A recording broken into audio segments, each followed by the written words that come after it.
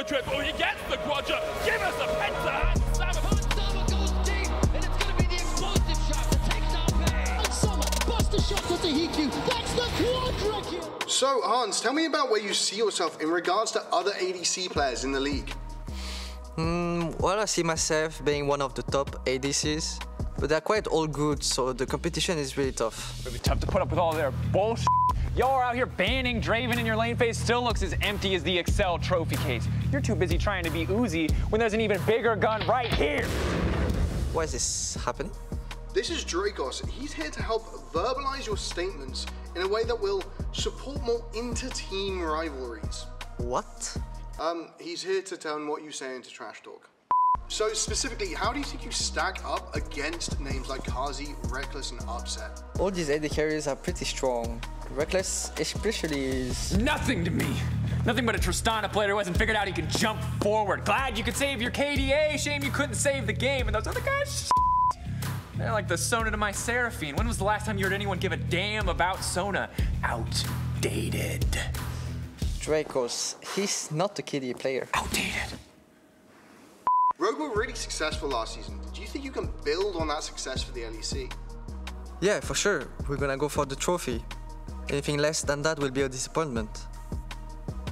Yup. And specifically, how do you feel about Mad Lions? Are you confident you could take a best of 5 against them?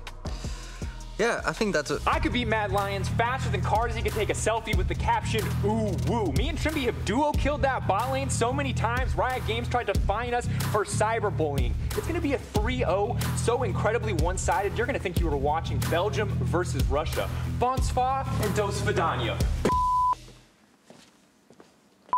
Is he gone? Yeah. Nice. You are playing Misfits this weekend. Now, it's been a while since you played for Misfits.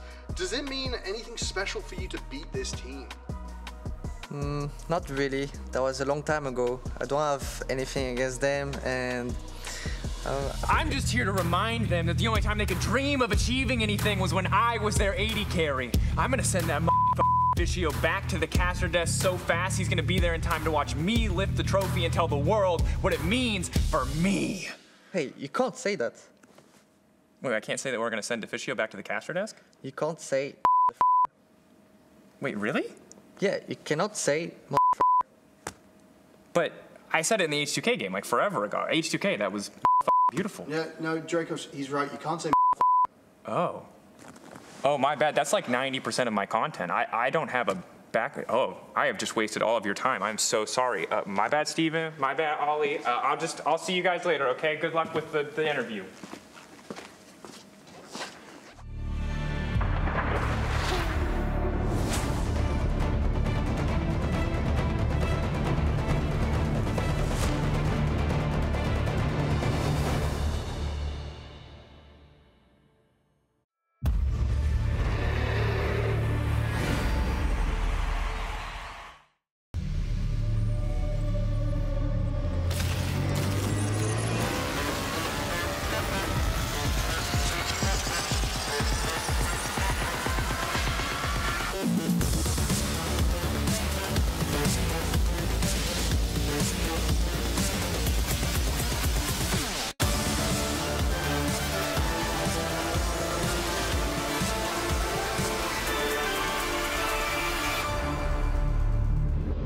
Welcome to Berlin, Germany for week 2 of the LEC summer season. We have a surprising top team after the opening games, but things can change quickly over the next days as teams start to figure out their winning formula. Week 2 on the docket, and the LEC is celebrating Pride all weekend long, a movement for the equal rights and treatment of LGBTQ+ community around the world. Now, this year marks the 4th year of Riot's partnership with the It Gets Better project, whose mission is to uplift, empower, and connect LGBTQ youth around the globe through storytelling initiatives, educational programming, and community building. 100% of all funds raised through the merch campaign will benefit the It Gets Better project's efforts in the regions where the funds were raised. We have also put on a bit more color, I would say, not as like more than usual because we're always very colorful in celebration of the weekend. In 2017, this would have been unheard of. I was exclusively allowed to wear blue. You wore probably an H2K jersey. So we're generally more colorful, but obviously very excited about Pride.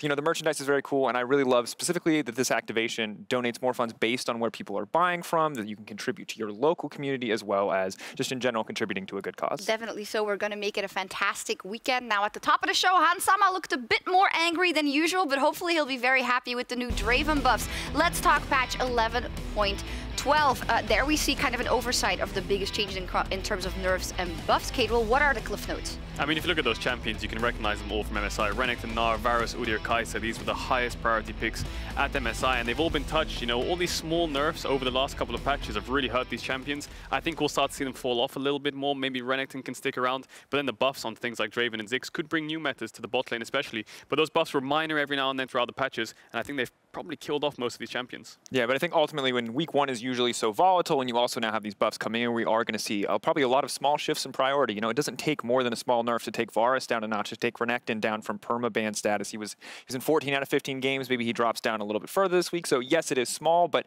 at the pro level, all it takes is little adjustments really to knock something out of the meta or at least knock it down a peg. Yeah, and if you want to get into specifics, Udyr obviously damage reduction on his Phoenix stance, so his clear is slower. Varus 11.4 reverted on his W, so he's basically been taken back to what he was before the Lethality Varus was a thing. And things like the Kai'Sa, just cooldown increase on Q means the push is hurt in the early stages. So these small things can really affect the champion in pro play. And the question connecting to our cold open is, will Hansama pick Draven? I mean, he picks it even when it's like not in meta or underpowered, so maybe. I mean, ultimately maybe. It's hard to know what's been going on in scrims. There was a ban that came out after he hovered it last week. I'm not sure if that's because he's playing it or if people are just scared of the pick because it's a very powerful pick. Now it's a small buff. It's 5 AD, it's 5% on the AD scaling, but sometimes that's all it takes, again, for a champion like Draven to show back up. And anytime there's a Draven on the Rift, you have to watch him, you have to pay attention to him. Yeah, and you have to look at the champions around it, right? The Kai'Sa being nerfed, the Varus being nerfed, basically takes him off the table for first rotation AD. So now you're looking at Ezreal as the strongest AD carry on the patch with the Sundra changes. So lots of teams I expect to focus Ezreal, maybe ban it out on red side in the first 3, which opens up a wide plethora of AD carries. Things like the Xayah, the Draven, even could come through. Wow, look at him. Yeah, majestic. Look at the size of his Not the most threatening pose, though, I'll be honest. Or like he's really powerful. He's just chilling. Yeah. Also, Hex Flash is enabled again, and Dr. Mundo, unfortunately, is not enabled yet. But after 3 games for each team, Misfits Gaming are now in sole possession of first place. And what is interesting about the standings at the start of week 2, rather, is that all the teams that are in the top half are teams that have not made any changes. So, you know, Caedrel, what's your read on that? The fact that, well, the new teams are taking a bit slower to adapt. Yeah, I think there's growing pains when you change roster in Summer Split. I went through that similar thing last year when you change solo lanes, jungle, support, all of these key components to a team can change communication factors, prioritization, champion pools. So a lot of growing pains, I think. I think the exceptions in the bottom 5 there are Vitality and Fnatic. I think they've got a lot more room to growth. Whereas I think XL, SK, and Schalke might struggle a little bit in terms of getting better as a team. What do you think is more difficult? Is it a player that role swaps? Is that maybe the most difficult thing to adjust to as a team, or is it a completely new player? I would say the role swap is definitely a lot harder than just a new player in the role, because a new player in the role will just bring like more diversity in a sense where they have a different opinion to the old player, whereas a complete full role swap requires a lot more learning for the individual itself rather than just the team as well. Well, this does beg the question, which teams will rise and fall over the next couple of weeks? And you can also join in the conversation. Head over to discord.lec.gg and vote. We're going to start with the top team, the Misfits Drakos. Rise or fall? Oh man, I really don't want to rain on their parade because it's 3-0 and it's such a promising start to them, but Misfits have some of the most atrocious early games in the entire league despite being 3-0. And now, credit to them for always being able to bring it back, but I think bad early games are never a good sign, and certainly not a sign of a team that you can rely on to close games out moving forward. Maybe, just maybe, they can continue, get a 5-0 start, but people aren't superstitious, but in general, I think Misfits are a streaky team, and it's always something you got to be aware of. Well, let me ask you, if this was G2 with a 3-0 week against the opponents they were up against, who had weak early games, but always consistently came back, would you also say they would have? So I would say that yes, G2 are still a good team, but I would say I don't trust G2 to win a best of 1 ever in my entire life, because that's just G2 esports. That is G2 esports in a nutshell. But I think Drakos is right. They're a streaky team. If you look at specifics, their early game is horrific. I mean, they're 1.5K down at 15 in most of their games. And I think the majority of the games they won just came down to pure team fighting and the Kali.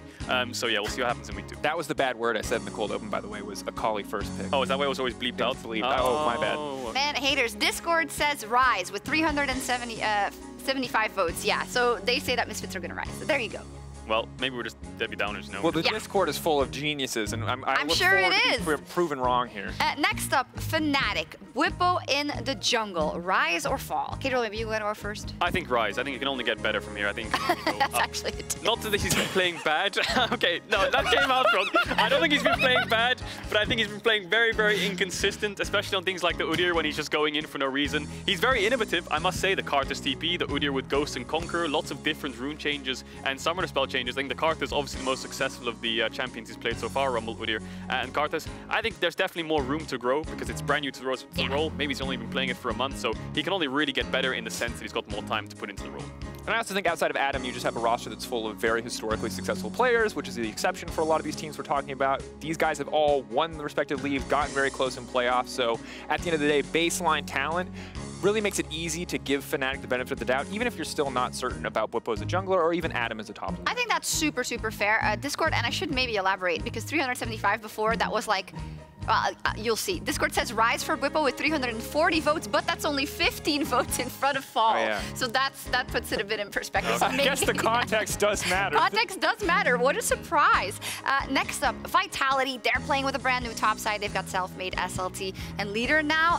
To me, I think a bit disappointing in week 1. So. I agree. I'm inclined to agree. I was expecting a very explosive mid-jungle synergy. You know, we talked to Leader in week 1 of Euphoria, and in general, he didn't want to sell us on any one fate for Vitality, but I definitely expected more, and I think what we saw is that this team, while they can have explosive starts like they did against Schalke, they can also look really lost. And that Rogue game, as great as 1 or 2 of those moments were, they were getting absolutely destroyed. Yeah, it was only the throw from Rogue that made the game close. I think SLT's been quite quiet, barring the Gwen game that he did have. And I think that just in general, if you look at this team, it feels like they just take every single fight, every single opportunity if possible. If one person oversteps on the enemy team, they don't count how many people are there, they just go in. And I think that this is a good and a bad thing. I have to respect it. I think Selfmade's probably the biggest driving factor behind that, and he is punishing a lot of these teams, but there's still a lot more to be desired from this team, and I want to see more kind of aggression in terms of pushing your leads in the early stages rather than just looking for throws from the enemy team. In terms of resource management, now they've got, you know, both Leader and Selfmade who want all the resources. How does that work? Oh yeah, you've got one player on Selfmade who's like this superstar carry jungler, then you've got this assassin-only melee mid player like Leader. It's really hard to distribute resources between both players because they're both such insane carry players that you want to make sure both of them are ahead, but it's hard to juggle both. In terms of Discord votes, 500 votes for Rise. That is a clear winner. That's also the biggest difference we've had, and I think we can agree with them. Finally, Schalke, they only had 1 win in week 1, which might sound bad, but it was versus G2 Drakos, so... Oh, it hurts though. It hurts because it was 1 win against G2, but it started with one of the biggest lane gaps we're probably going to see all season. Yep. Broken Blade absolutely demolished Wonder, and while he absolutely deserves credit for that big of an advantage, it made the entire game so much easier for Schalke to play. It made the game feel very impossible for G2 when they just had this useless set on their lineup. So yes, Schalke earned that win. They absolutely did, but I think replicating that is going to be next to impossible. There's 3 things certain in life: death, taxes, and G2 losing to Schalke in best of ones in the regular split. Schalke seem to always manage to find the win. This time they did. There's still a lot to be desired from this roster. Again, the mid-jungle of Nuclear Int and Kirei was very inconsistent in week 1. Got to see more consistency, but you can just see from that game alone against G2 that Broken Blade's still the staple carry, and Neon Unlimited is still very reliable despite being kind of like a weak side Kog'Maw Lulu. So still a lot to be desired from the roster. It's hard to say whether they'll rise or fall because they've only really got 1 win so far. Well, Discord is not holding any punches. Fall with 560 votes. Hopefully, Schalke can do a bit better than people expect. How can they fall? How can they fall? Damn, wins, Discord I guess. is merciless. They want the miracle run again. Well then, with week 1 in the books, as you can already hear that we're going into a new segment, we're going to take some time to highlight some individuals in these completely serious LEC awards. Well, you might think, you've done this before at the end of the split. True. But hey, it's a week 1. It was a super week. There's a lot to gather, and there's a lot of people to celebrate. We did open with... I, at least, was very negative in the Rise or Fall segment. True. So a little positivity probably would help tip the scales, balance things out a bit. All right, let's get our first award up. It is the Consistency Award. Drakos, what does it really mean to be consistent? I mean, as you heard when we talked about a lot of these bottom teams, consistency is king in the LEC and any league format, especially in best of 1. You need to be able to deliver the same consistent performance, regardless of champion, regardless of context, every single game. It should never be a question if you want to be a top team, if you want to be a top performer in the LEC. Yeah, you got to have a player who's a rock that you can always rely on. When you get on stage and maybe the game's pretty hard, they're always even or ahead and you can rely on them to carry. Okay, the Consistency Award for week 1 of the LEC goes to... Promiscu giving up first blood in all 3 games. Now that is consistency. That is consistency. I mean, he's the only support to actually do it, to actually pull it off. The fact that he's died every single game. I think this one was the most questionable, but it's consistent, at least on the weak side, despite splitting the map topside. He's been a target to any team, you'd argue, but he's just soaking all the pressure, and it's tactical end. I think at the end of the day, I mean, again, consistency, we praise it, and I think you have to accept it in any form if you're Astralis. They're 2-1, so he must be doing something right and keep that level of performance going. Maybe we see Astralis just continue to rise up. Maybe we do. Congratulations to Promiscu. Next award is Best Role Swap. Now, this is a stacked category. We've got so many coming into the LEC and also in the previous years, also worldwide. Damwon now saying with Showmaker, hey, if you want to be a good player, if you want to make your team win, you should be willing to role swap. Yeah, and you've seen so many good players do it throughout the years. You know, you've got Perks who did it to make the team better as a whole. Not about the individuals, not about being selfish. It's about pushing your boundaries as a player and achieving the most success. I mean, it's an incredible thing to watch when players can do it successfully. It's so almost unfathomable for me as an outsider who gets to casually play League of Legends to see someone professionally learn so many skills on the fly, still be a contributing member of their team overall. It's impressive. It's really hard, and I think the key here is, you know, if you do role swap, it's that you are better in the role you swapped into than the role you were originally at, and that makes the whole team better. With that, the award goes to Caedrel, role swapping to Caster. Guys, You did good. guys, You did good. I did roll swap. I mean, Excel didn't get better, but you've gotten better. Yeah, but sure. I swapped from mid to jungle once. What about that roll swap? That's true, mid to jungle. That didn't qualify, unfortunately, for a good role swap. So That's true. It's just what it is. Okay, next up, best support staff member to play in a starting lineup. You know, there's so many examples. Bjergsen had multiple years with success on TSM. We had the Jesses change here in SK. So I think this is a pretty stacked category. Yeah, and occasionally you have the dramatic change where maybe a player is sick that day and you have to sub in someone that you didn't. And of course, for a support member to step in, whether that's a coach or otherwise, you know, not having usually as much time to prep, to play, to really keep their skills up, it's always impressive to see how much these players can do in these really tight situations. Yeah, and I really think it's, you know, it's a very clear one here in the LEC. Yeah, I think trust is the most important thing. Trust that your coach is able to actually deliver, like Drakos said, on a stage against top teams in the region that they are in, and they're able to perform mechanically. You know, everything is exceptional on top of communication and all those kind of things. Yeah, so after week 1, that award goes to FLICKR when he swapped into, what was it, AD carry and support out of the support honestly, really well deserved. impressive. FLICKR man of many talents, always a bit of a trendsetter. You know, he was doing it before Jesses was, swapping into these roles, putting himself back into the lineup. You know, obviously big innovator with the backdoor. 2019, he sat in a bathtub. Some would say that he innovated the hot tub meta on Twitch. He's always ahead of the curve, and I think he deserves that respect from anyone who's watching, as someone to really sub himself in right when the moment was good. Good. Congratulations to all of our winners. We'll keep track of the awards as we go through the summer season. But in spring, Rogue ended G2's title reign with a massive upset in the semifinal. And tomorrow, the 8-time champions get their shot at revenge in the match of the week.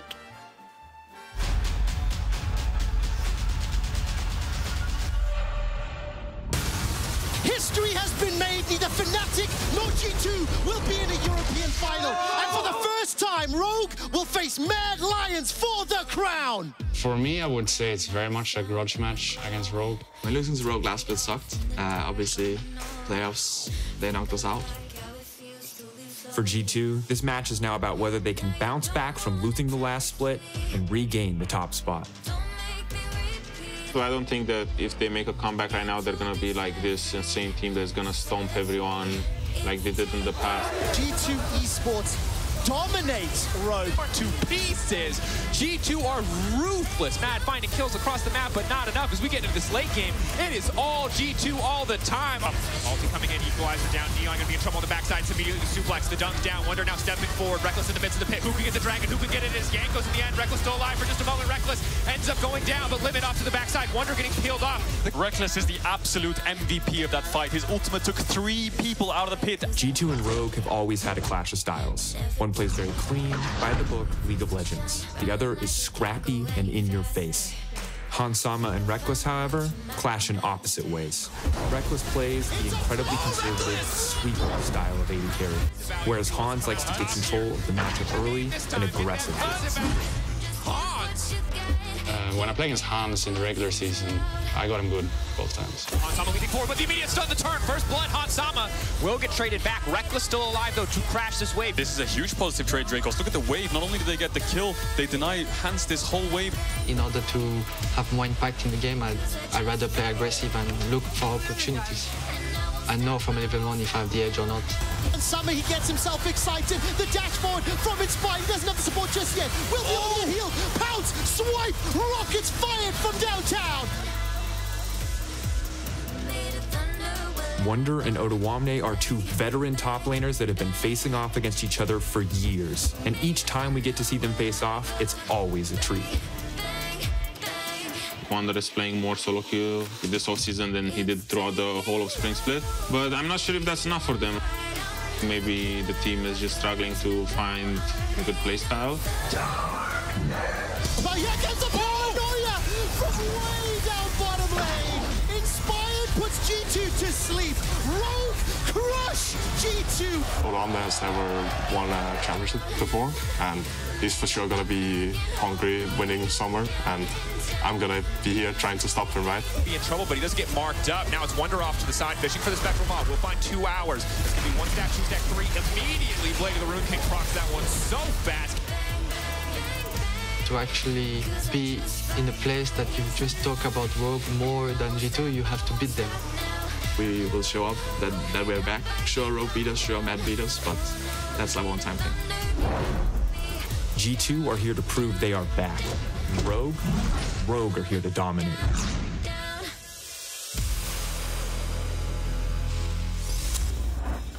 A rematch of the most recent spring playoff match, but also of many of the best of ones. Now we get to see if Rogue can beat G2 in a best of one. I mean, it's a fantastic question. Frankly, I'm just excited to be casting it. I think it's going to be an absolute banger. It's going to be such a blowout match. I think Mad Lions versus G2, not quite the crazy match we were expecting. I think this one is absolutely going to deliver. Yeah, definitely. And I think if you look at the stats in the regular split, Rogue is 0-10 to G2 in the regular season, which is definitely not something you want. I think they need to overcome those demons, because especially when you're having first and second place finishes in the regular season, taking down G2 in a best of one should be on your cards. Should definitely be possible. We'll see what happens. The match of the week is tomorrow, but later tonight we will get another much anticipated matchup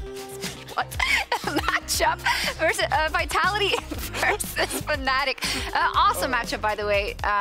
Jungle, of course, Selfmade versus Bwipo is just going to be great. Yeah, I'm really excited for it. In my head, there's a lot of bad blood. There probably isn't, but I'm sure it would feel good for either side to win. I'm sure Selfmade would really love to beat Fnatic, even if he still has great relationships with those people on the team. And frankly, Selfmade was very explosive. Leader was very explosive. We know Bwipo has been very explosive, for better or for worse. So I'm just ready for some blood on the Rift. Yeah, and someone you're missing there is Hylissang. It's the Bwipo-Hylissang duo up against Selfmade, both of his old teammates, and he has to take them down. I mean, he's up against his old team. Oh man, it's going to be so fun. And last week we also got the first look at that other role swap, Treats in the jungle, and Lore caught up with him before today's game versus Schalke.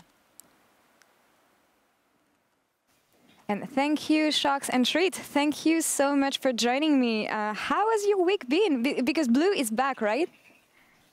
Yeah, exactly, yeah. My week has been good. It's nice to have Blue back and to finally get some scrims in with him. So I'm excited for this week of games and happy that he's doing better. I can imagine. Last week was rough for you, but yet again, it was not the complete SK team for summer. So can you tell me a bit about the scrims you had this week with Blue and how it went, maybe? Yeah, I mean, first of all, I'd like to thank 2 Hours for stepping in. I think he did a super good job. And for Blue being back, obviously, it's a new dynamic once again, because we scrimmed with another player before. So we kind of have to get used to that again. But I think it's been a productive week. And I think, especially for next week, we're going to have even more practice, right? So I think this week will be a good test for us and see what we have to work on for the next week as well. Yeah, that is wonderful to hear. And you said you have a lot of adjustment to get used to, especially you. I mean, we heard on social media about the role swap and everything, but our viewers in the LEC, maybe they don't know. Can you tell us what happened, why, and how you're taking this new role in the jungle? Yeah, I mean, basically, I'm always willing to sacrifice myself for the best of the team. And after our jungler was benched and we didn't really have the resources or time to grab a new jungler, we decided as a team that it would be the best fit for us to increase our chances of winning the split, right, and getting as high as we can. So I basically I agreed on this change. I think it was the best we could do, and I still think we can get a lot of wins this season, even though we started a bit shaky. So I'm just excited to see how it will pan out in the end. But for now, we're still confident, and we're looking at the growth to keep us getting some wins. All right, well, how about you on the personal side? Because as you said, you're willing to do everything that takes for the team, but you were shining so much on the bot lane with Jezu. So how did you take this change? Yeah, I mean, it's sad to leave mon ref Jezu in the bot lane, but I still can gank for him, so it's okay. All right, well, yeah, you can find some impact somewhere else. And actually, I had a question about this, because you mentioned that SK now answers to a new type of synergy, and you need to know what works for the team. So what can you tell me about this new SK identity and where the strength should be for the team? In-game, I mean.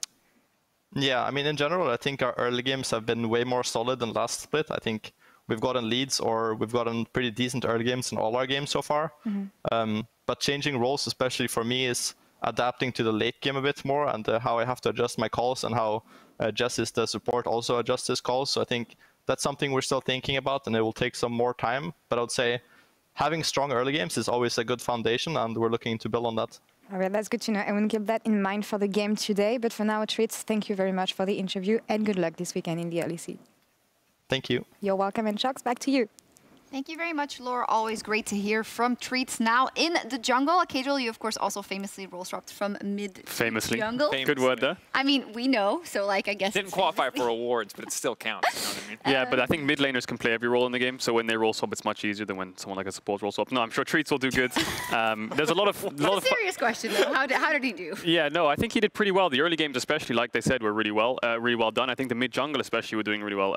2 hours and Treats performing pretty good down towards the early stages of the game. Rumble, obviously, getting early ganks off, getting early kills, rolling to the team, and I think that was Treats' job last split as well, as a support, roam around and maybe try to force the 2v2s on things like Jarvan, and then use that to be the snowball point for the team. But now he's just doing it in the jungle, and he's making plays on the lanes, and he's actually forcing things, which is good to see. And I think it's really incredible that in his first week, Treats busted out a lot of the more mechanically demanding junglers, mostly Nidalee, actually, when I say that, but two champions that can be considered more difficult, because we have seen Sejuani's, we've seen simpler junglers come out already in the meta, but no, he opted for triple AP junglers. He played the Lilia, he played the Rumble, he played the Nidalee, and he did well. His statistically was very much a standout for the team.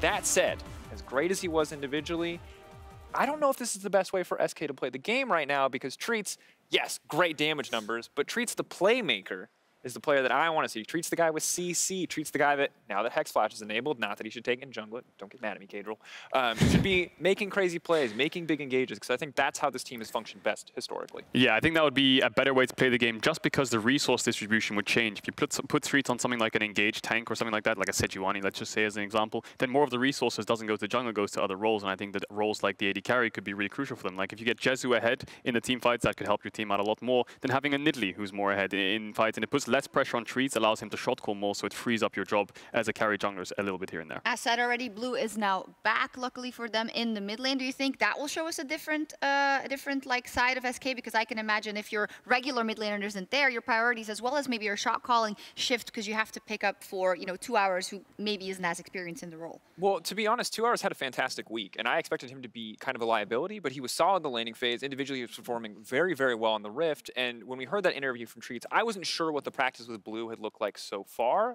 but when we look at what he had to say, it didn't feel like he was full confidence. Oh yeah, we've been practicing with Blue the entire off-season. This is going to be the version of SK we've always been wanting. It sounds like they have to put the same practice into getting Blue and the rest of the team up to speed. That's actually logical. Let's see how they can do versus Schalke. And Schalke, as said, they found a win versus G2 last week, so I kind of want to pull up the draft and look at how they did that and what about this draft they should look to replicate today versus SK Caedrel. I think the most impressive thing about this draft was G2 had last pick on red side. They last picked the set into the Nocturne top, and Wunder actually lost out in the matchup. So Broken Blade getting the better hand of him, getting the solo kills, forcing the flash, being a huge pressure point for the team, which is what they needed, I think. And Curé looked a lot more comfortable on the Xin Zhao. I think overall the Schalke comp felt a lot easier for them because they could just play towards top side. The only thing I disliked about it was the Kog'Maw Lulu were playing weak side, and they were just the late game insurance, and you could see them getting caught out a lot. They weren't focusing around the Drakes. They lost all the Drakes. They lost the Infernal Soul, and this all came down to playing more towards top side. So it worked for them in the end, but I think that making sure you cover those bases in terms of the late game scaling on the bot side of the map is important. And I completely agree that this was entirely the Broken Blade show, and I think setting him up for success made it so much easier for the rest of the team to play the game. But as mentioned, it wasn't a perfect solution. You can't rely on him to build this big of a lead individually.